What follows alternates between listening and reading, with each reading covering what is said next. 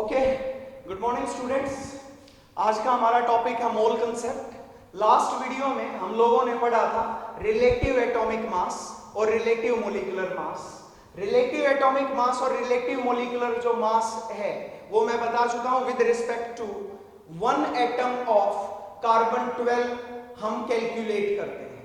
Carbon 12 का एक atom लिया, उससे कोई दूसरा एटम कितने गुना भारी है, ठीक है, उस एटम का मास भी हमने कितना लेना था 1/12।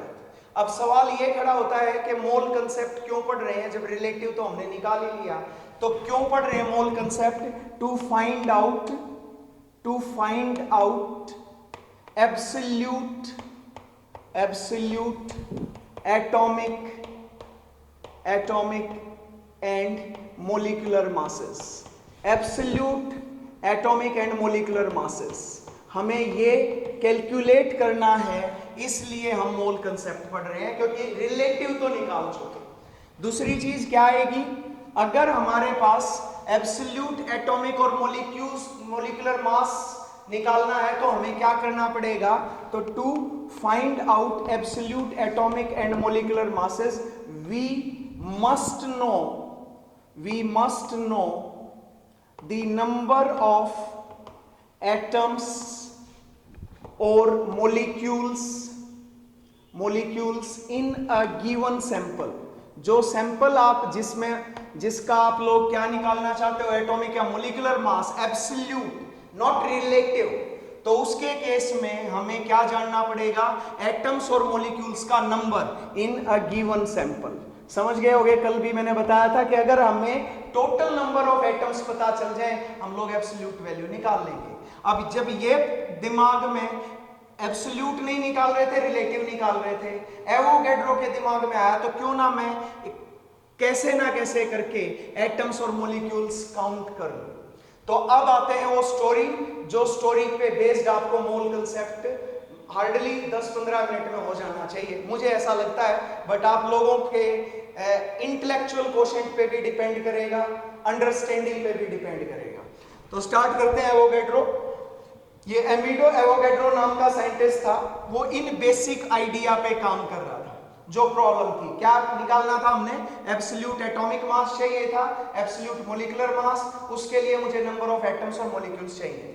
उसने क्या किया, ध्यान से समझना, एवोगैड्रो नाम के बंदे ने, इस साइंटिस्ट ने क्या किया, उसने जो भी एलिमेंट मिलता और उनका जो भी रिलेटिव एटॉमिक मास निकाला हुआ था, उस मास जितना वो क्या करता, मास ऑफ सैंपल किसके बराबर लेता? Sample equal to the atomic mass, जो रिलेटिव एटॉमिक मास है, और मोलिकुलर मास जितना मास वो लेने लग गया। समझते चलना स्टोरी को अच्छे ढंग से। वो सैंपल लेता, जैसे मान लो फॉर एग्जांपल कार्बन ले लिया, कार्बन पे ही ज्यादा फोकस करना, कार्बन 12, तो इसका एटॉमिक मास कितना है? इसका रिलेटिव एटॉमिक मास जो निकाला गया है वो है 12, ठीक है, इसका 12 है। तो उसने क्या किया, 12 ग्राम सैंपल ले लिया भाई, 12 ग्राम सैंपल ले लिया, ठीक है, 12 ग्राम सैंपल लिया और इसके अंदर उसने काउंटिंग शुरू कर दी। उसने क्या शुरू कर दिया? काउंटिंग शुरू कर दी। अब काउंटिंग से कैसे काउंटिंग की जाए? आजकल तो बहुत सारे इंस्ट्रूमेंट्स हैं, बट एवोगैड्रो के टाइम पे इतने इंस्ट्रूमेंट नहीं थे। तो उसने क्या किया, उसने जैसे आजकल आरबीसीज काउंट की जाती है, रेड ब्लड सेल्स, ऐसी एक स्लाइड ली, इस स्लाइड को इक्वल स्क्वायर्स में उसने बांट दिया, मतलब वो बटी हुई थी, स्लाइड्स की मैं बात कर रहा हूं, और उसने 12 ग्राम कार्बन को क्या किया, इस पर इक्वली स्प्रेड कर दिया, सिंगल लेयर, डबल लेयर नहीं गई, बहुत थिन लेयर इस पे इक्वली स्प्रेड कर दिया ऐसे, ठीक है। जहां तक भी था, बहुत बड़ी ली थी, मैंने तो छोटी सी स्लाइड ले रहा हूं, ठीक है, यहां पे उसने इक्वली इसको स्प्रेड कर दिया ऐसे, ठीक है जी, उसने स्प्रेड कर दिया। अब क्या किया, उस टाइम पे सुपर माइक्रोस्कोप्स तो थे नहीं, छोटे छोटे माइक्रोस्कोप होते थे। आजकल तो हम लोग ये सैम वैम है, scanning electronic microscope, scanning tunnelling electronic microscope, बहुत सारे माइक्रोस्कोप्स हैं, बट उस टाइम वो नहीं थे। आजकल के स्ट्रॉन्ग माइक्रोस्कोप नहीं थे, छोटे छोटे माइक्रोस्कोप थे। अब देखो उसने क्या किया, उसने क्या किया, यहां पे एक स्क्वायर में क्या थे, छोटे छोटे पार्टिकल्स, उसको ये भी नहीं पता था ये है क्या। उसने 12 ग्राम कार्बन 12 लिया और उसने एक स्क्वायर में कितने ये छोटे छोटे पार्टिकल्स हैं, ये साफ पता चल गया कि ऊपर नीचे नहीं है, एक ही स्क्वायर में। अब जितने यहाँ पे, क्योंकि इक्वली स्प्रेड हुआ है, तो जितने यहाँ पे हैं उतने ही यहाँ पे होंगे, उतने यहाँ पे, उतने यहाँ पे, उतने यहाँ पे।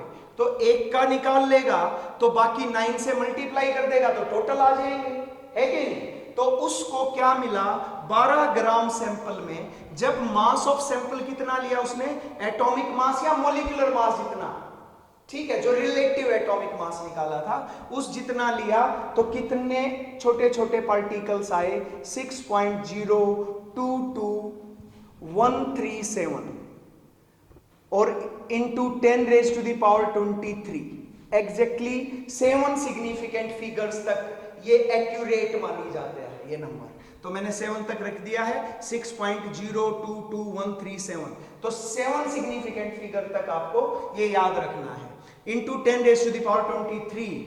और इनको, क्योंकि उसको पता नहीं था ये है क्या, उसने क्या लिख दिया इसके आगे, स्मॉल एंटिटीज। एंटिटीज होता है पार्टिकल्स, छोटे छोटे पार्टिकल्स हैं कितने, उसने कैसे निकाला समझ रहे हो। उसने क्या किया, एक स्लाइड ली, स्लाइड पे इक्वली स्प्रेड कर दिया, कितना, 12 ग्राम कार्बन। मैं अभी एक एग्जांपल ले रहा हूं बस, कार्बन 12 का 12 ग्राम लिया और उसने काउंट किए तो कितने मिले, इतने छोटे छोटे पार्टिकल्स मिले, ठीक है। उसने इनको बोल दिया स्मॉल एंटिटीज। अब चलो, काफी लेंथी वर्क था ये, यूं नहीं है कि बहुत आराम से हो जाए, बहुत टाइम लगता है। फिर उसने क्या किया, ऐसे ही मैं एग्जांपल लेने समझाने के लिए, फिर उसने ले लिया सोडियम। सोडियम का एटॉमिक मास है 23, तो कितने ग्राम लेगा वो भाई, तो वो लेगा 23 ग्राम ले लिया sample of sodium, 23 gram sample of sodium, इसके एटॉमिक मास जितना मास, और फिर से वही काम किया। अब कितने मिले उसको, फिर से 6.022137 into 10 raise to the power 23 small entities. Small entities, छोटे छोटे पार्टिकल्स मिले, 6.022137 into 10 raise to the power 23 ये मिले भाई। तो अब तुम लोग भी अगर रिसर्च करते तो तुम लोग को भी एक्साइटेड हो जाते कि अरे सेम ही चीज आ रही है। जब भी मैं कितना मास ले रहा हूं, उन एटम्स के रिलेटिव एटॉमिक मास जितना मास ले रहा हूं, ठीक है। तो इस तरीके से किया। अब वो चलता चलता उसने औरों पे भी काम करना शुरू कर दिया, जैसे कि उसने ले लिया, और कौन सा ले लेते हैं आप लोग, ले लें लाइक मैग्नीशियम ले लेते हैं, मैग्नीशियम 24 कितना 24 ग्राम ले लिया सैंपल, तो उसमें भी कितनी एंटिटीज मिल गई, लिख दूं क्या। अच्छा देखो, लिखा जरूर 7 सिग्निफिकेंट फिगर तक ये एक्यूरेट है, पर लिखते हम लोग क्या है, कहां तक है, सिर्फ 6.022, ठीक है। आप लोग इतना ही याद रख लें, बाकी कॉम्पिटिटिव एग्जाम में आ जाता है कि कितने सिग्निफिकेंट फिगर तक ये नंबर एक्यूरेट माना जाता है। तो ये 7 सिग्निफिकेंट फिगर्स तक ये एक्यूरेट माना जाता है। ओके, होपफुली आप लोग कर चुके होंगे। फिर अब और एक्साइटमेंट होगी, मैग्नीशियम भी मैच हो गया। फिर उसने कैल्शियम ले लिया, कैल्शियम का एटॉमिक मास 40 ग्राम ले लिया, सैंपल लिया, फिर से सेम चीज आ गई। तो है कि नहीं इंटरेस्टिंग। तो यहां से उसने कंक्लूड किया, अभी स्टोरी चल रही है, क्या समझे, उसने कुछ नहीं किया, जितना रिलेटिव एटॉमिक मास उस टाइम पे मापा गया था उनके अंदर उसने क्या काउंट किए, पार्टिकल्स काउंट किए, छोटे छोटे पार्टिकल्स काउंट किए, और इसी के बेस पे उसने क्या कंक्लूड किया, ही कंक्लूडेड दैट एटॉमिक मास और मोलिकुलर मास, जितना मास अगर आप लेते हो, जब भी आप एटॉमिक मास और मोलिकुलर मास जितना मास लेते हो, तो it always contains 6.022 into 10 raise to the power 23 small entities. Small entities छोटे छोटे पार्टिकल्स आपको मिलेंगे जब आप एटॉमिक मास और मोलिकुलर मास जितना मास लेते हो। तो ये एक रेफरेंस बन सकता है कि नहीं भाई? मैं जब 12 ग्राम कार्बन 12 लूं तो हर बार मैं इतने छोटे छोटे पार्टिकल्स बोलूं, इससे अच्छा क्यों ना मैं इसको रेफरेंस मानूं। जैसे गिल्ली डंडा में मैंने बोला था, आपने ये डंडा लिया, इस डंडे को मान लिया भाई मेरे लिए तो यही 1 मीटर है, तो मैं 1 मीटर 2 मीटर 3 मीटर इसको करता चला गया। यही तो मानते हैं ना भाई, रेफरेंस मान लिया। तो इसको उसने क्या बोला कि भाई इसको भी मान लो, इसको भी क्या मान लो, सेम मान लो कि ये तो सब में आएगा ही आएगा। और इसी को उसने क्या नाम दे दिया, ही नेम्ड इट एज 1 मोल, 1 मोल नाम दे दिया। समझ रहे हो? एटॉमिक मास मोलिकुलर मास जितना, जब भी मैंने मास लिया हमेशा इसमें कितने पार्टिकल्स मिले, इतने। मैंने बता चुका हूं, 7 डिजिट आगे बता भी दूंगा। अच्छा मैं तुम्हें एक और चीज बता दूं, हमें यहां पे पढ़ना तो और आसान है जिस आदमी ने ये काम किया है, और जिस टाइम पे इंस्ट्रूमेंट्स बहुत लिमिटेड थे, तो ये बहुत बड़ा नंबर है जो उन्होंने काउंट किया है, तो उसकी रिस्पेक्ट होनी ही चाहिए। और ये इतना बड़ा नंबर है, अगर आप लोग कंचे लेते हो, कंचे खेले होंगे सबने, ठीक है, वो कंचे अगर पूरी अर्थ पे इतने अगर कंचे रखो तो पूरी अर्थ को वो ओवरलैप करेंगे, पूरी अर्थ को कवर करेंगे, और कवर करते हुए 5 किलोमीटर की थिकनेस की लेयर बना सकते हैं अगर मैं नॉर्मल साइज के कंचे अगर लेता हूं। समझ गए? तो वो कंचे अगर मैंने लिए, जो ग्लास बॉल्स आप कह सकते हो, ग्लास बॉल्स अगर मैंने ली जो नॉर्मल साइज की हैं, अगर मैं वो बनाऊं तो इतना बड़ा नंबर है कि पूरी अर्थ पे 5 किलोमीटर की लेयर बन सकती है, 5 किलोमीटर थिकनेस की लेयर बन सकती है। समझ गए? ओके, तो यहां से इतनी स्मॉल एंटिटीज, और वो बोला भाई ये तो सब में बराबर है। तो आप बताओ मुझे एटॉमिक मास किसके बराबर होगा? तो आप कहोगे जी जब भी आप एटॉमिक मास इतना मास लोगे उसमें इतने छोटे छोटे पार्टिकल्स मिलेंगे, और वो ही 1 मोल है। तो मैं अगर कहूं तुम लोग कार्बन 12 कितना मोल, कार्बन 12 का 12 gram sample is 1 mole. Clear? अगर मैंने कहा 12 ग्राम नहीं, मैं 24 ग्राम ले रहा हूं, 24 ग्राम सैंपल ले लिया, तो क्या मिलना चाहिए उसको? 24 ग्राम सैंपल। तो आप लोग कहोगे कि सर अब छोटे छोटे पार्टिकल्स दुगने हो जाएंगे, जब 12 ग्राम में इतने थे तो दुगने नहीं हो जाएंगे? 6.022 इंटू 10⁻23। अगर मैं इस स्मॉल एंटिटीज को 1 मोल मानता हूं तो 24 ग्राम कितना मोल हो जाएगा? 2 मोल। 6 ग्राम कार्बन ले लूं तो 1/2 मोल, तो ये मोल है। तो 1 mole is nothing but the atomic और मोलिकुलर मास। आप लोग देखोगे, मैंने कल आप लोगों को ये एक AMU की वैल्यू निकालने में मैंने ये यूज किया था, जब AMU को ग्राम में कन्वर्ट किया गया था। ठीक है, आप लोग चेक कर लेना। तो ये इतनी छोटे छोटे पार्टिकल्स, भाई स्टोरी चल रही है अभी। उसने ये सारा काम किया और ये बहुत ब्रिलियंट वर्क था।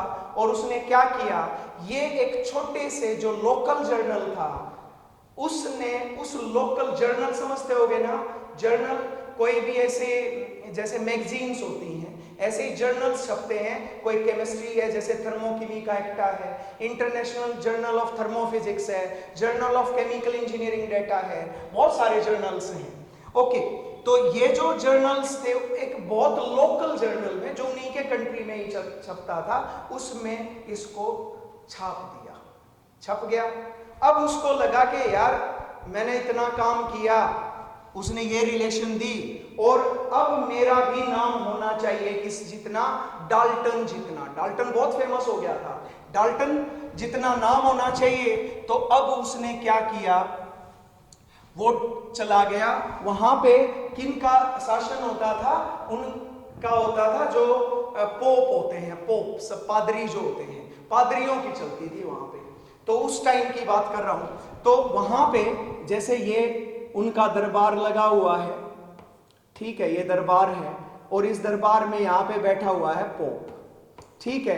तो वो जो दरबार के अंदर वो क्या करते थे, अब दरबार के अंदर वो सबसे ब्रिलियंट लोगों को बिठाते थे। और ब्रिलियंट उस टाइम के कौन थे, उस टाइम के ब्रिलियंट आदमी थे कौन, डाल्टन, जॉन डाल्टन, ठीक है, जॉन डाल्टन बहुत फेमस था, वो भी साथ में बिठा रखा था। ये जॉन डाल्टन है जी, ठीक है, ये जॉन डाल्टन बैठा हुआ है। तो यहाँ पे डाल्टन है और ये उनका पॉप है, फादर बैठा हुआ है, ठीक है, और ये फादर है और यहाँ पे डाल्टन है। अब क्या होता था, अगर मुझे वहां पे अपना पूरा नाम चाहिए और टॉप जर्नल्स में मेरा आर्टिकल छपे, उसके लिए मुझे क्या करना पड़ता था, एवोगैड्रो को क्या करना पड़ा, उसको इस पादरी से परमिशन लेनी होती थी कि जी मैंने बड़ा अच्छा काम किया। पादरी बोला जी डाल्टन को दिखाओ, मुझे इसका कुछ इल्म नहीं है, मैं नहीं जानता ज्यादा इसके बारे में। तो डाल्टन के पास वो गया, उससे पहले भी छपवा चुका था पर लोकल जर्नल में, बहुत बड़े जर्नल के अंदर नहीं। वो गया, डाल्टन को दिखाया, डाल्टन ने देखा, और डाल्टन, मैं अपनी तरफ से बता रहा हूं कि हो सकता है डाल्टन ने कुछ और सोचा हो या समझ ना आया हो, पर मुझे ऐसा लगता है डाल्टन समझ तो गया कि भाई इसने तो जबरदस्त काम कर दिया, और अगर इसका काम ये पब्लिश हुआ तो वर्ल्ड वाइड इसका नाम, एवोगैड्रो का नाम डाल्टन के नाम से बड़ा होगा, और इस चेयर पे डाल्टन की बजाय कौन बैठा होगा, एवोगैड्रो। तो उसने क्या किया, उसने उसके सारे के सारे पेपर्स को फेंक दिया। अब वो क्या करता है, डाल्टन ने मना कर दिया, ये क्या है, ये तो बुलशिट है, ये कुछ नहीं है, ये बकवास काम है। तो उसने वो लेके और आ गया। आने के बाद क्या हुआ कि कुछ साल तक तो रहा, फिर उसकी डेथ हो गई। डेथ होने के कई सालों बाद, around after 10 years of the death, 10 साल के बाद ओस्टवाल्ड नाम का एक बंदा, अब 10 साल में इंडिया नहीं है, इंडिया होता तो शायद 10 साल क्या 50 साल में भी कुछ नहीं होना था, बट वहां पे इंग्लैंड की बात चल रही है, इंग्लिश लोगों की बात चल रही है, उन लोगों ने बहुत तरक्की की। ओस्टवाल्ड नाम के बंदे ने क्या किया, उस स्टडी बाई चांस ओस्टवाल्ड के हाथ में वो जर्नल लग गया जिस लोकल जर्नल में एमिडो एवोगैड्रो ने वो काम पब्लिश किया था, वो जो काम पब्लिश किया था। तो उसने वो उठाया, उसने देखा यार इतना बड़ा नंबर उस आदमी ने कैसे काउंट किया होगा उस टाइम पे, जबकि इलेक्ट्रॉनिक माइक्रोस्कोपी बहुत स्ट्रॉन्ग नहीं थे, डिजिटल नहीं थे, काउंट किया क्या उसने। अब उसके पास डिजिटल हो चुका था सब कुछ। तो ओस्टवाल्ड गया वापस से लैब के अंदर उस जर्नल को लेके, और क्या किया उसने, अब सब कुछ कंप्यूटराइज था, उसने कार्बन 12 लिया, 12 ग्राम सैंपल लिया, और उसने क्या लगा दिया, कंप्यूटर पे लगा दिया, और उसने 6.022137 into 10⁻23 अब स्मॉल एंटिटीज का नाम आ चुका था। उस टाइम तक बहुत रिसर्च हो चुकी थी और उसको पता चल गया ये छोटे छोटे पार्टिकल्स क्या हैं। These can be electrons, these can be protons, these can be atoms, these can be molecules, these can be, there are so many names. मैं वो नाम नहीं लिख रहा हूं जैसे कि फॉर्मूला यूनिट्स हैं, मैं ये नाम नहीं लिखूंगा क्योंकि ये अभी टर्म मैंने समझाई नहीं है, ये आप लोग 12th क्लास तक आते आते समझ जाओगे। तो वो सारी टर्म्स उसने लिख दी कि भाई छोटे छोटे पार्टिकल्स, इलेक्ट्रॉन भी हो सकते थे, हो सकता है वो इलेक्ट्रॉन हो सकता है वो प्रोटॉन हो सकता है वो एटम्स हो सकता है वो मॉलिक्यूल्स हो। क्लियर है सभी स्टूडेंट्स को? छोटे छोटे पार्टिकल्स क्या थे, न्यूट्रॉन नहीं है, याद रहे, इलेक्ट्रॉन हो सकता था, प्रोटॉन हो सकता था, एटम्स हो सकते थे, मॉलिक्यूल्स हो सकते थे। मिले उसको। अब नंबर तो सेम आ गया, जब 12 ग्राम लिया, फिर सेम सोडियम कितना लिया, 23 ग्राम लिया, फिर से क्या मिला, सेम मिला सब कुछ, ठीक है। फिर वही मैग्नीशियम लिया कितना, 24, तो 24 ग्राम लिया, फिर से सेम आ गया। तो उसको तो लगा यार ये तो अमेजिंग चीज है, और उसने भी वही चीजें वापस लिख दी। एटॉमिक मास मॉलिक्यूलर मास के बराबर जब भी मैं मास लेता हूं तो उसमें मुझे कितने स्मॉल एंटिटीज मिलती हैं, मैं दोबारा से लिख रहा हूं। Atomic mass molecular mass 6.022 into 10⁻23 small entities हैं, electron, proton, atoms, molecules, ions, कुछ भी हो सकते हैं, ठीक है, जो आपको पता है मैं उतना ही लिख रहा हूं, ज्यादा आगे जब भी आता जाएगा मैं बताता जाऊंगा। और इनको भी 1 मोल ले लिया। पर इस टाइम पे ओस्टवाल्ड ने एक चीज और की। उसने क्या किया कि ये तो बातें चल रही है सॉलिड चीजों की, अगर गैस होती तो वो गैस के लिए उसने क्या किया, उसने जैसे ऑक्सीजन ले लिया। ऑक्सीजन का मोलिकुलर मास लिया, कितना मोलिकुलर मास, 32 ग्राम लिया। और उसने क्या कर दिया, एक बैलून में इसको फिल कर दिया। ठीक है, 32 ग्राम गैस ली, उसको फिल कर दिया और उसके ऊपर क्या अप्लाई कर दिया, उसने एसटीपी क्या लगाया भाई, मैं पिछले वीडियो में भी बता चुका हूं और मेरा बेसिक टर्म्स के वीडियो में भी बता चुका हूं। STP, what is STP? Standard temperature and pressure. Standard temperature and pressure. तो स्टैंडर्ड टेम्परेचर कितना है जी, बताएंगे? स्टैंडर्ड टेम्परेचर है 0 डिग्री सेल्सियस या फिर 273.15 kelvin, to be very precise 273.15 kelvin, but आप 273 केल्विन भी लिख लें। स्टैंडर्ड प्रेशर आजकल लिया जाता है 1 बार, पर उन्होंने लिया था 1 एटमॉस्फेयर। उसने क्या किया, इस पे टेम्परेचर और प्रेशर कितना रख दिया, स्टैंडर्ड रख दिया, मतलब 0 डिग्री सेल्सियस और कितना लिया है, मोलिकुलर मास, जितना मास लिया 32 ग्राम इसमें ऑक्सीजन भर दी। ठीक है, और उसने क्या किया, इसका वॉल्यूम मेजर कर लिया, वॉल्यूम, और उसको इसका वॉल्यूम मिला कितना, 22.4 लीटर। कितना मिला, 22.4 लीटर्स। याद रखो, अभी मैंने पीछे मेजर भी करवाया था जब मैंने एवोगैड्रोस लॉ की एप्लीकेशंस एक्सप्लेन की थी। तो एसटीपी पे कितना वॉल्यूम आया, 22.4 लीटर। अब उसको भी इंटरेस्ट हुआ कि देखें कि क्या दूसरी गैस भी सेम देगी क्या। अब उसने ले लिया हाइड्रोजन का मोलिकुलर मास है 2 ग्राम, तो उसने 2 ग्राम लिया, एसटीपी पे अप्लाई किया, उसका भी वॉल्यूम कितना आया, 22.4 लीटर। तो वो जैसे जैसे गैसेस लेता चला गया, कितना गैसेस लेता चला गया, मोलिकुलर मास जितना, तो वो हमेशा कितनी वैल्यू, कितना वॉल्यूम ऑक्यूपाई करते थे, एटॉमिक मास, मोलिकुलर मास हमेशा कितना वॉल्यूम ऑक्यूपाई करते थे, 22.4 लीटर एट एसटीपी पे 22.4 लीटर करते थे।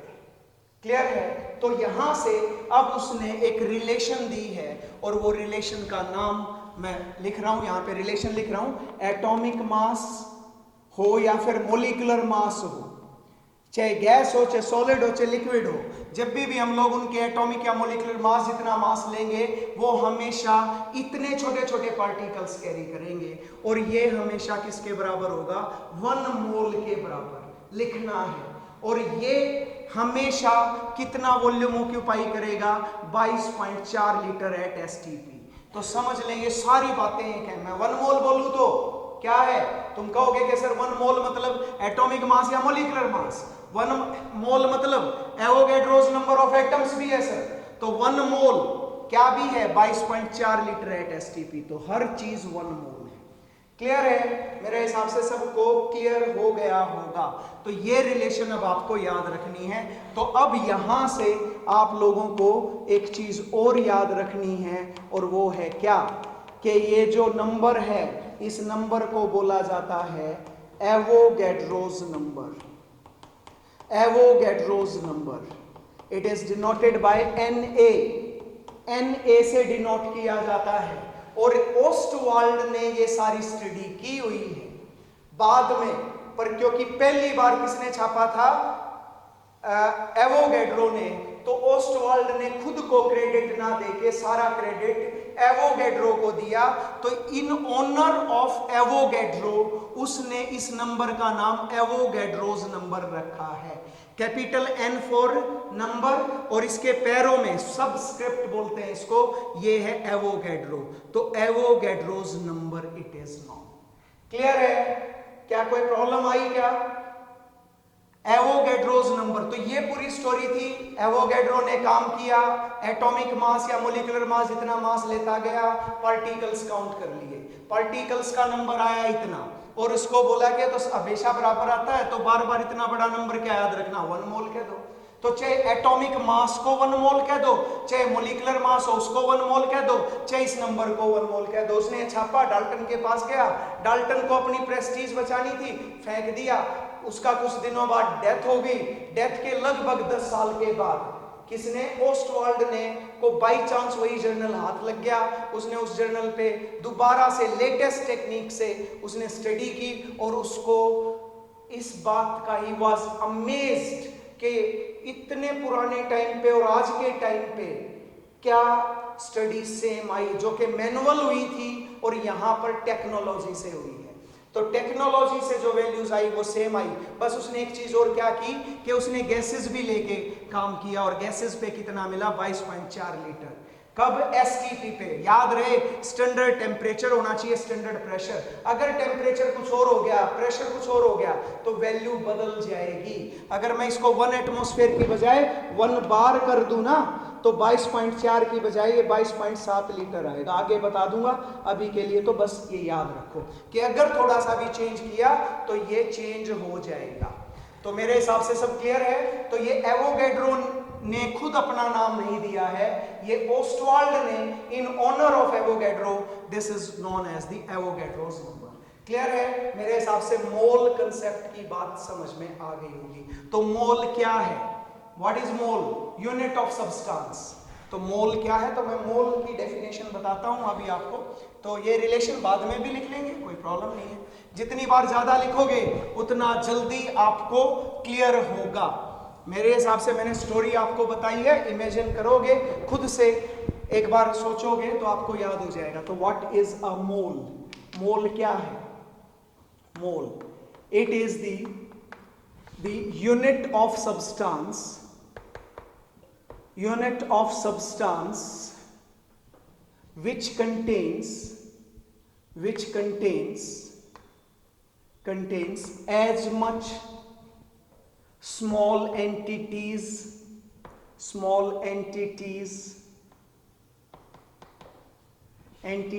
क्या क्या हो सकते हैं, इलेक्ट्रॉन, प्रोटॉन, एटम्स, मॉलिक्यूल्स। आप लोगों के लिए आयंस भी लिख दूं क्या, आयंस और भी है, ऐसा नहीं कि सिर्फ यही है, और भी बहुत सारी टर्म्स आगे आती जाएंगे, हम लोग देखते जाएंगे। Which contains as much small entities as much are present in, कितनी है, मैं प्रेजेंट थी ये, as much are present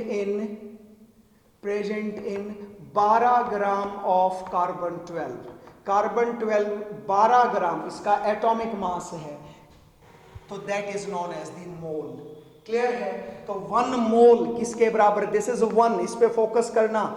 1 mole is equal to 6.022 into 10⁻23। Small entities के नाम भी लिख देता हूं, इलेक्ट्रॉन, प्रोटॉन, एटम्स, मॉलिक्यूल्स और आयंस। ठीक है? और ये किसके बराबर है, ये बराबर है एटॉमिक मास और molecular mass, and that is equal to 22.4 litre eight STP। ये सारी बातें एक ही मोल के बराबर हैं। तो 1 मोल ये नंबर भी है, 1 मोल ये एटॉमिक मोलिकुलर मास भी है और 22.4 लीटर भी है, जो कि सभी में आपने एटॉमिक मास और मोलिकुलर मास लिया है। याद रहे, mass of 1 mole of any substance is known as क्या बोलते हैं, मोलर मास बोलते हैं। तो आप लोग अगर बार बार ये लिखने में यूं लग रहा है कि सर बार बार एटॉमिक मोलिकुलर क्या लिखें, तो 1 मोल के मास को हम लोग मोलर मास कह देते हैं। वो एटॉमिक मास भी हो सकता है, वो मोलिकुलर मास भी हो सकता है और वो इक्विवेलेंट मास भी हो सकता है। अगले वीडियो में जब फॉर्मूले बताऊंगा तब लिखवाऊंगा वो। तो ये रिलेशन आपको याद रखना है। तो आप लोग चाहें तो इसको मोलर मास भी लिख सकते हैं। ठीक है? मेरे हिसाब से मोलर मास में तो जस्ट कन्वीनियंस के लिए मैं लिखवा रहा हूं, अदरवाइज उसकी कोई ज्यादा जरूरत हमें पड़ेगी नहीं। क्लियर है? रिलेशन याद है? क्या किया भाई उसने, एटॉमिक मास या मोलिकुलर मास इतना मास लिया तो उसमें कितने पार्टिकल्स मिले, मेथड बताया, एक ग्लास स्लैब ली, उसको इक्वल स्क्वायर्स में बांटा, एक स्क्वायर के काउंट कर लिया, बाकी मल्टीप्लाई कर दिया, तो उसको मिले इतने पार्टिकल्स, इतने छोटे छोटे पार्टिकल्स जो electron proton atoms molecule science कुछ भी हो सकते थे, जब एटॉमिक मॉलिक्यूलर मास बोला। अब बाय कन्वेंशन है, अब बाकी सारी बातें उसने बोला भाई इसको इतने बार बार यूज करने से अच्छा इसको 1 मोल कह देते हैं। अगर इससे दुगने पार्टिकल हुए तो 2 मोल, इससे आधे हुए तो हाफ मोल, 1/3 हुए तो 1/3 मोल। तो ये आएगा हमारे पास, ये तीनों रिलेशन आ गई। ऑस्टवाल्ड बोला कि यार गैसेस भी तो है ना हमारे एलिमेंट जो मॉलिक्यूलर फॉर्म में एग्जिस्ट करते हैं, तो वो क्या है, उनका वॉल्यूम क्या आएगा, उनका 22.4 लीटर वॉल्यूम आएगा एट एसटीपी। क्लियर है? तो क्या पता चला, हमेशा जब भी आप लोगों ने, मैंने क्या बताया था कि रिलेटिव एटॉमिक मास है 12 ग्राम कार्बन का, तो क्या बोलते थे एक एटम का मास, नहीं, वो असल में 12 ग्राम एक एटम का मास नहीं है, उसके अंदर कितने एटम्स हैं, इतने एटम्स हैं, वो सारे एटम्स मिलके उसको 12 ग्राम बनाते हैं। समझ गए? तो अब तो आ गया कि नहीं आ गया? अगर अब मैं तुमसे कोई पूछूं कि बताओ भाई कितना होगा 1 AMU, तो आप तो इजीली बता सकते हो कितना आ जाएगा, that will be equal to 1/12 और 12 बाय एवोगैड्रोस नंबर, तो that will be equal to 1.66 into 10⁻⁻24 gram. तो दैट यू कैन कैलकुलेट। अब बस ये समझ लें कि एवोगैड्रोस नंबर ऑफ एटम्स होते हैं, ना कि जो रिलेटिव एटॉमिक मास जरूर निकाला गया रिलेटिवली, पर उस टाइम पे उसमें कितने एटम थे, जैसे हाइड्रोजन का 1 ग्राम था और रिलेटिवली ऑक्सीजन का 16 ग्राम था, उससे 16 गुना ज्यादा भारी था, पर क्या उस 16 ग्राम में एक ही एटम था? नहीं, उसके अंदर कितने एटम्स थे, इतने एटम्स थे। याद रहे, जब आप मॉलिक्यूलर मास लिखे तो मॉलिक्यूल काउंट करेंगे, जब एटॉमिक मास लिखे तो एटम्स काउंट करेंगे। क्लियर है? So this is all about it. अब मैं शुरू करने जा रहा हूं tips to solve numericals related to mole concept. Tips to solve numericals related to mole concept without using formula। Mole concept का फॉर्मूला यूज किए बगैर अब हम लोग क्या करने वाले हैं, हम लोग न्यूमेरिकल सॉल्व करने वाले हैं। सवाल से शुरुआत करते हैं, न्यूमेरिकल लेते हैं। पहले क्वेश्चन है पहला, calculate the number of moles. Moles बताने हैं, mole is the unit of matter, तो कोई भी मैटर दे दें, moles in 44 gram of CO2। 44 gram CO2 में मोल्स निकालने हैं आपको। ठीक है, तो क्या करेंगे, सबसे पहले स्टेप 1 क्या करना है, right the data given in statement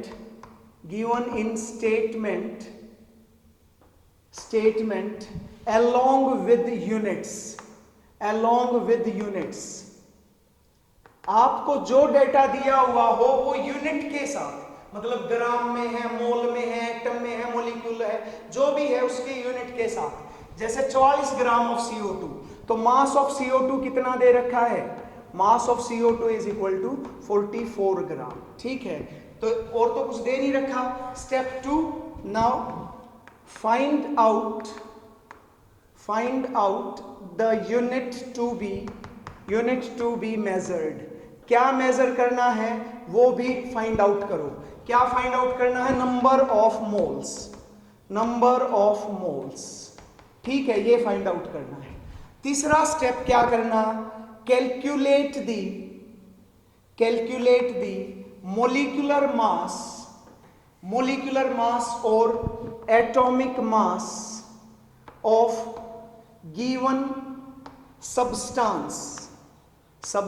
वो एटम मॉलिक्यूल कुछ भी हो, if given, अगर दिया हुआ है, of given substance if given, अगर दे ही नहीं रखा फिर तो आप लिखोगे कैसे, पर अगर दिया हुआ है तो कैलकुलेट करो।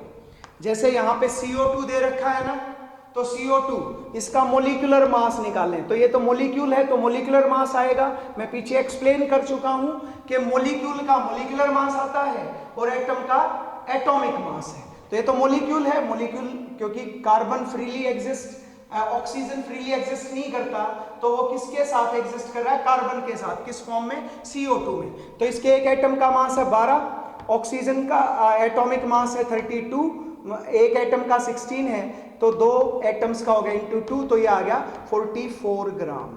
तो ये है मोलिकुलर मास। क्लियर है जी? मोलिकुलर मास हो गया।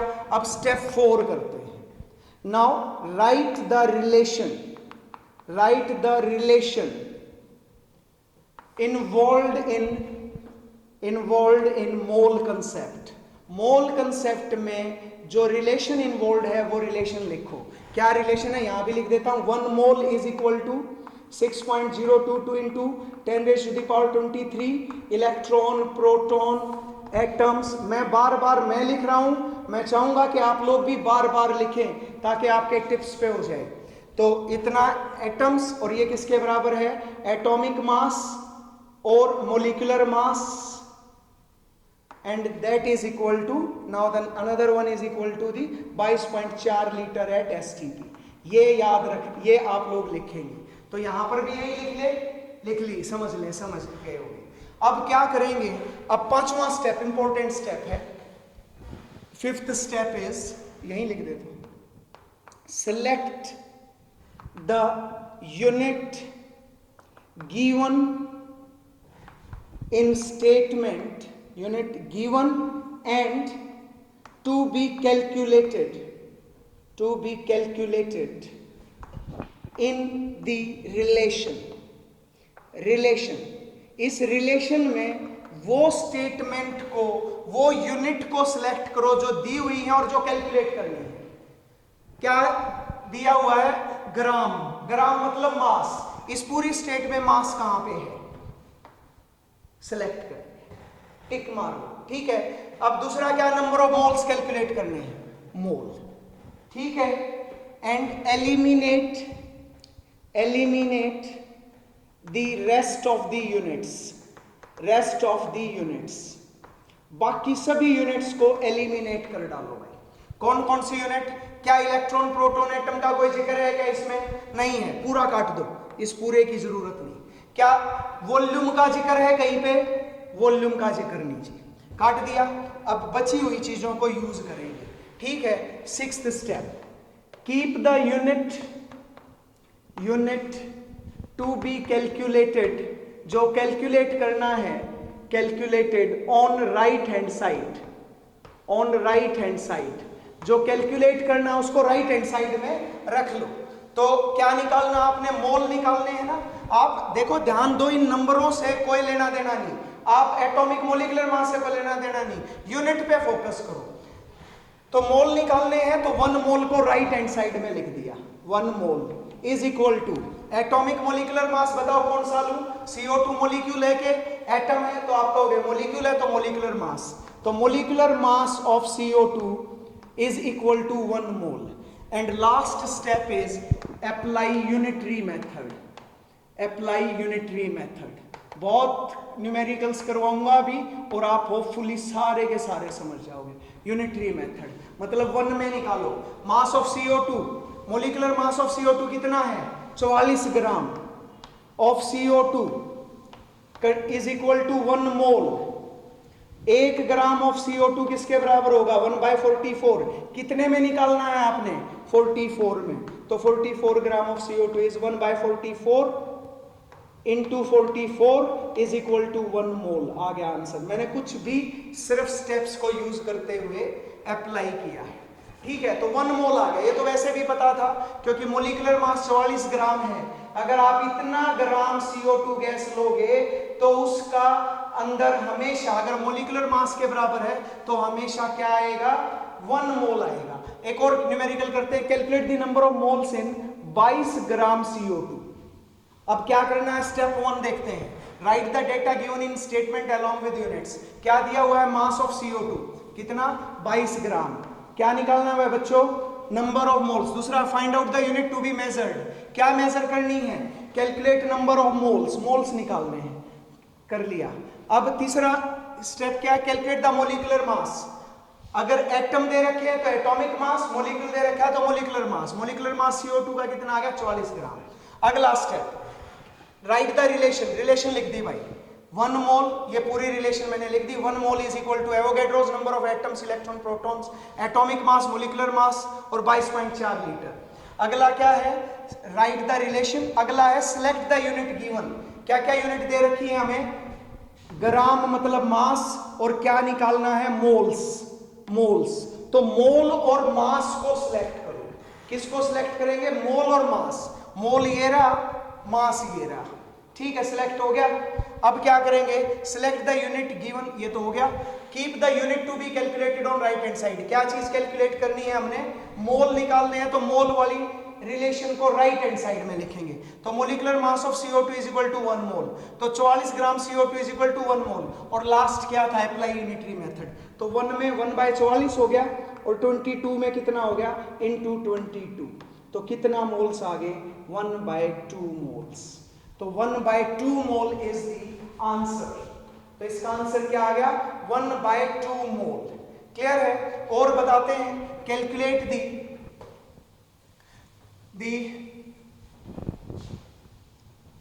the mass of CO2, calculate the mass of CO2 in its 2 moles।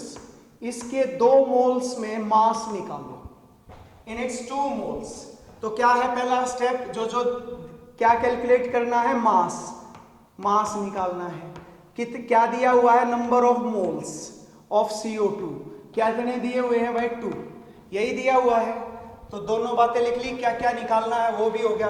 Calculate the molecular मास, हमें CO2 दे रखा है, तो molecular mass of CO2 is equal to 44। कई बार जरूरत भी नहीं पड़ेगी इसकी, अभी मैं करके दिखाऊंगा। Calculate the molecular mass of CO2 that is equal to 44, ठीक है, 44 ग्राम आ गया। राइट द रिलेशन, रिलेशन लिख ले भाई। 1 mole Avogadro's number, atomic mass, molecular mass. मुझे एटॉमिक मास तो चाहिए ही नहीं, मुझे मोलिक्यूल है तो मोलिकुलर मास ही चाहिए, 22.4 लीटर। ठीक है, अब क्या करेंगे, जो हमें कैलकुलेट करना है उसको सिलेक्ट करें, 1 मोल और मोलिकुलर मास। तो यही तो करना था भाई, मास निकालना है और मोल्स मुझे दिए हुए हैं, तो दोनों का पता कर लिया। तो मास और इनको कर लिया। अब क्या करो, जिसको कैलकुलेट करना उसको राइट हैंड साइड करो, रखो। अब क्या चीज निकालनी है, मास निकालना है। तो क्या करेंगे, कैसे लिखोगे, अब यहां से इसको छाटो, तो मास वाली टर्म को आपको राइट हैंड साइड में रखना है। तो 1 mole is of CO2 is equal to molecular mass of CO2, molecular mass of CO2। तो 1 मोल ऑफ CO2 किसके बराबर हो गया भाई, CO2 का मोलिकुलर मास कितना, 44 ग्राम।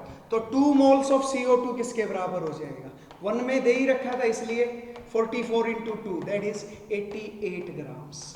क्लियर है, आ रहा है समझ में, ठीक है। एक और न्यूमेरिकल करके देखते हैं, थोड़ा सा मास मोल से आगे चलते हैं। Calculate the volume of, okay 22.4 litre था, एट STP, ये जरूर लिखें STP। Okay, calculate the volume of 22 gram of CO2 at STP। STP पे वॉल्यूम निकालना है। क्या निकालना है, आप देखते चले जाओ। क्या दिया हुआ है, मास ऑफ CO2, ये मास है, don't get confuse with molecular mass. Molecular मास उसके फॉर्मूले से आएगा, ये मास दिया हुआ है, उन्होंने अपनी मर्जी से वो कितना भी ले सकते हैं। जैसे हम लोग एवोगैड्रो क्या लेता था बार बार, एटॉमिक मास जितना या मोलिकुलर मास जितना मास। पर जब हम लोग अब रिसर्च करेंगे तो हमें जरूरी नहीं है, वो तो हो चुकी स्टडी। अब हमें देखना है कि अगर हमारे पास मास अदर देन दी मोलिकुलर मास या एटॉमिक मास से है तो क्या करेंगे, तो क्या क्या वैल्यूज आ सकती हैं, वही निकाल रहा हूं। मास ऑफ CO2 कितना हो गया भाई, 22 ग्राम। हमें क्या निकालना है, volume of CO2, volume of CO2 निकालना है भाई, ठीक है। तो अब क्या करेंगे, पहले दोनों स्टेप हो गए। Calculate the molecular mass of CO2, molecular mass of CO2 सबको पता ही है, CO2 is equal to 44 gram. Okay, अब क्या करना, रिलेशन लिखनी है, रिलेशन लिखने हैं भाई। तो रिलेशन लिखूं, 1 mole is equal to Avogadro's number of electron, proton, atoms, molecules, ions, okay, is equal to किसके बराबर है, मोलिकुलर मास, और ये किसके बराबर है 22.4 लीटर एट एसटीपी। अब देखो क्या क्या निकालना, अब सिलेक्ट करते हैं। मास ऑफ CO2 ग्राम में, मास ये रहा, क्या निकालना, वॉल्यूम ऑफ CO2 ये रहा। अब जो नहीं चाहिए उसको काटा मारो, नहीं चाहिए। अब अगले में क्या करना है, जिसको कैलकुलेट करना हो राइट हैंड साइड, क्या कैलकुलेट करना, वॉल्यूम ऑफ CO2, तो ये तो राइट हैंड साइड ही है। तो मोलिकुलर मास CO2 का कितना है 44 gram of CO2 is equal to 22.4 litre at STP. यही होगा कि नहीं होगा। अब यूनिटरी मेथड लगाओ, 1 gram of CO2 is equal to 22.4 बटा 44, और कितने में निकालना 22 में, तो इंटू 22, तो इंटू 22, तो कितना आ जाएगा, it will be 11.2 litre at STP. आ गया कि नहीं आ गया, क्लियर है, समझ में आ रहा होगा, कोई मुश्किल नहीं आ रही ना इसमें, ठीक है। अब और भी कर सकते हैं, कैलकुलेट दी वॉल्यूम ना करके कैलकुलेट दी मोलिक्यूल्स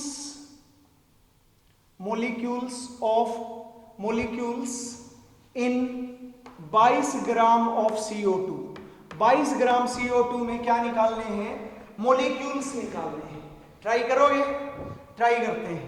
क्या निकालना, मास ऑफ CO2 तो 22 ग्राम दे रखा है, और यहां पर वॉल्यूम की बजाय नंबर ऑफ मोलिक्यूल्स निकालने हैं, नंबर ऑफ मोलिक्यूल्स ये निकालने हैं। मोलिकुलर मास भी लिख लिया मैंने 44 ग्राम। तो फिर से रिलेशन लिखी, 1 mole is equal to Avogadro's number of electron proton atoms, molecular mass 22.4 litre at STP. ये रिलेशन कर लिया। अब देखो यहाँ पे मास है तो मोलिकुलर मास हो गया। क्या निकालने, मोलिक्यूल्स, तो मोलिक्यूल ये रहा। क्या 22.4 लीटर की जरूरत, क्या इसकी जरूरत नहीं है, तो क्या आ गया, मोलिकुलर मास ऑफ CO2 किसके बराबर हो गया। अब जो रखना, जो कैलकुलेट करना उसको राइट हैंड साइड में, कैलकुलेट मोलिक्यूल्स करने हैं। तो तुम्हें पता है molecular mass is equal to 6.022 into 10⁻23 molecules. आप एटम्स इलेक्ट्रॉन्स की बात छोड़ दें, क्योंकि यहाँ पे मोलिक्यूल है तो मोलिक्यूल्स ही लिखने हैं। मोलिकुलर मास तो कितना, molecular mass 44 gram of CO2 is equal to 6.022 into 10⁻23 molecules. तो 1 ग्राम ऑफ CO2 बटा 44 और 22 ग्राम ऑफ CO2 इंटू 22, तो क्या आ जाएगा बाई 2, तो दिस इज 3.01 इंटू 10⁻23 मोलिक्यूल्स। समझ गए कि नहीं, क्लियर है? ठीक है। अगर वो कहते इसमें एटम्स कितने हैं, तो तुम कहोगे सर यहाँ तो आप मोलिक्यूल ले रहे हो, इसमें एटम्स कैसे आएंगे। तो एटम्स क्या करेंगे, जितने भी इस मोलिक्यूल में एटम हो उतने से गुणा कर दो। ये तो एक मोलिक्यूल है, पर एटम कितने इस एक मोलिक्यूल में, 3। तो इसको कन्वर्ट करने के लिए मोलिक्यूल की बजाय अगर वो एटम्स कह दे तो एटम्स लिख देंगे, कोई बात नहीं, पर कितने एटम हैं, इनटू 3, तो 3 कर देंगे। तो मोलिकुलर मास एटम्स भी निकाल सकता है। एक मोलिक्यूल के अंदर जितने भी एटम्स हो, वो इंडिविजुअल भी निकाल सकता है। कार्बन, तो कार्बन के निकाल देंगे हम लोग। ऑक्सीजन है तो ऑक्सीजन को 2 से गुना कर देंगे। कार्बन का एक एटम है तो 1 से। क्लियर है? तो ये है भाई मेथड, आपको जो कैलकुलेट करना आना चाहिए। और एक एग्जांपल ले लेते हैं और ट्राई कर सकते हो तो आप लोग करें। Calculate the number of atoms in 2 moles of ammonia। Ammonia के 2 मोल में एटम्स निकालने हैं। तो क्या निकालने हैं, नंबर ऑफ मोल्स दिया हुआ है, number of moles is equal to 2। क्या निकालने हैं, नंबर ऑफ एटम्स निकालने हैं। जो चीज दी हुई है वही लिख रहा हूं भाई। अब क्या करेंगे, अब रिलेशन देख ले आप लोग। पहले मोलिकुलर मास भी निकाल लो इसका, molecular mass of ammonia. Ammonia molecule है तो मोलिकुलर मास ही आएगा, तो कितना आ जाएगा, 14 और 3 17 आ गई भाई। ठीक है, अब क्या क्या चाहिए, रिलेशन देख लो। 1 mole is equal to 6.022 into 10⁻23 atoms होते तो एटम, मोलिकुलर मास ले रहे हो तो मोलिक्यूल्स आएंगे। ठीक है, इलेक्ट्रॉन प्रोटॉन को छोड़ रहा हूं थोड़ी देर के लिए। Is equal to molecular mass is equal to 22.4 litre at STP. STP जरूर लिखना, अगर और कोई प्रेशर टेम्परेचर बदल दिया तो 22.4 लीटर नहीं आता। अब सिलेक्ट करो क्या चीज दिया हुआ, मोल्स और एटम्स निकालने हैं। तो 1 mole is equal to 6.022 into 10⁻23 atoms के बराबर होता। पर हमें पता है कि ये जो अमोनिया है ये तो मॉलिक्यूल है। इज इट एटम और मॉलिक्यूल? तो आप कहोगे सर ये तो मॉलिक्यूल है। तो मॉलिक्यूल के केस में अगर एटम निकालने आए तो उस एक मॉलिक्यूल में कितने एटम्स हैं? कितने एटम्स हैं? 3 हाइड्रोजन के और 1 नाइट्रोजन के। तो इसको 4 से गुना कर देंगे, 4 से गुना कर दो, ठीक है। तो क्या आ जाएगा, 1 मोल में इतने एटम्स। तुम्हें क्या निकालने थे? एटम्स। यही राइट हैंड साइड में रखना है। इस मोलिकुलर मास की जरूरत ही नहीं क्योंकि मास कहीं आता ही नहीं। तो 2 मोल्स में कितने हो जाएंगे? 2 मोल्स में 2 इंटू 4 इंटू 6.022 इंटू 10⁻23 एटम्स। ये एटम्स आ गए भाई 2 मोल्स। क्लियर है? तो ये ट्रिक है to solve the numericals related to the mole concept. एक और एग्जांपल लेता हूं। Calculate the number of atoms in 11.2 litre of helium gas at STP. क्या निकालने हैं? नंबर ऑफ एटम्स निकालने हैं। दिया क्या हुआ है? Volume of helium at STP कितना दे रखा है? 11.2 लीटर एट एसटीपी। ओके, तो नंबर ऑफ एटम्स निकालने हैं। अब 1 mole Avogadro's number of atom molecular mass 22.4 litre. Select करो क्या क्या चाहिए तुम्हें चाहिए वॉल्यूम, तो वॉल्यूम ये रहा भाई एसटीपी पे। एटम्स निकालने, एटम्स ये रहा। ना मोलिकुलर मास की जरूरत ना मोल की जरूरत। अब जो जो चीज हमें चाहिए उसको राइट हैंड साइड में रखेंगे। तो एटम्स कैलकुलेट करने हैं तो 6.022 इंटू 10⁻23 इज एटम्स। और ये क्या है? 22.4 litre of helium at STP. अब बताओ कितने से गुना करूं? हीलियम एक मॉलिक्यूल है। Helium exist freely in this form, लेकिन कितने एटम है इसमें? 1 है। तो 1 से ही गुना कर दोगे अगर एटम निकालते। वो कहे मॉलिक्यूल निकालो, तो मॉलिक्यूल भी सेम आएंगे, एटम भी, क्योंकि ये मोनो एटॉमिक मॉलिक्यूल है। तो अब 22.4 लीटर ऑफ हीलियम में इतना आ गया। 1 लीटर ऑफ हीलियम में कितना आ गया? बाय 22.4 और 11.2 लीटर्स में कितना आ गया? इंटू 11.2। तो ये आंसर आ जाएगा। इस तरीके से आप लोग क्या निकाल सकते हैं? एटम्स निकाल सकते हैं, इलेक्ट्रॉन्स निकाल सकते हैं। तो हम लोग, मुझे आज जो बताना था मैंने यही बता दिया। यही आपको बस याद रखनी है। अगर वो स्टोरी याद होगी आपको तो इजीली कंसेप्ट तो याद हो ही जाना है। कंसेप्ट में तो कुछ है ही नहीं। ठीक है, एक रिलेशन याद करनी है। 1 मोल क्या है? What is a mole? Mole is nothing but the unit of substance. Substance की यूनिट ही है मोल। आप फिजिक्स में भी पढ़ लोगे कि सब्सटेंस की यूनिट क्या है? मोल। मैटर की यूनिट क्या है? मोल। तो वो 1 मोल क्या है? 1 मोल वो नंबर है जिसमें क्या होते हैं? Avogadro's number of small entities हैं, और इतनी ही एंटिटीज 12 ग्राम कार्बन 12 में भी है। या फिर कोई भी मास, कोई भी एटम ले ले, उसके एटॉमिक मास में हमेशा एवोगैड्रोस नंबर ऑफ एटम्स मिलेंगे। कोई भी मॉलिक्यूल ले ले तो उसके मोलिकुलर मास जितने मास में आपको हमेशा एवोगैड्रोस नंबर ऑफ मॉलिक्यूल्स मिलेंगे। ठीक है, electron, proton, neutron, electron, protons, atoms, molecules, ions, formula units, ये सारी चीजें आप लोग, वॉइड्स, ये सारी चीजें आप लोग इससे निकाल सकते हो। बट जो टर्म आपको पता नहीं, मैं उन पे ज्यादा अभी फोकस कर ही नहीं रहा।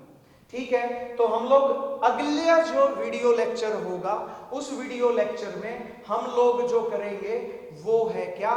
वो है इनके फॉर्मूले, और डायरेक्ट अप्लाई करना सीखेंगे कि ये जो मैंने इतना कंसेप्ट समझाया, क्या इसका और भी कोई तरीका है क्या? अगर आप एक बार ऐसे प्रैक्टिस कर लोगे तो फार्मूले तो आपको चुटकियों में याद हो जाएंगे। तो स्टूडेंट्स, अगला भी मोल कंसेप्ट का ही रहेगा, बट वो आपके सिर्फ फॉर्मूला और उसकी एप्लीकेशंस एक में तो होंगी नहीं, टाइम लगेगा, धीरे धीरे करते चलेंगे। वो भी मैं आपको साथ साथ याद करवाऊंगा। ठीक है। अच्छा, एक चीज और याद रखो कि हमेशा जो ये 1 मोल है, जितना ये एटम्स थे, एवोगैड्रोस नंबर ऑफ एटम्स, तो ये हमेशा एटॉमिक मास जितने मास में है, तो उस मास को, क्योंकि वो ग्राम में कैलकुलेट किया गया था, तो वो ग्राम एटॉमिक मास या फिर ग्राम एटम्स भी बोलते हैं। तो ग्राम एटम्स हमेशा किसके बराबर होंगे? 1 मोल। 1 ग्राम एटम जो रहेगा, जब आप ग्राम एटॉमिक मास लोगे तो ग्राम एटम हमेशा 1 मोल के बराबर रहेगा। कब? जब उसका मास एटॉमिक मास के बराबर आएगा। तो ये याद रखना, ठीक है। वो 1 मोल के अलावा भी हो सकता है ग्राम एटम्स, जो 1 मोल के अलावा कब होगा? जब मास एटॉमिक मास के अलावा जाएगा। बताऊंगा अगले वीडियो में। होपफुली ये सब क्लियर हो गया होगा। तो मिलते हैं नेक्स्ट वीडियो में बच्चों, बाय।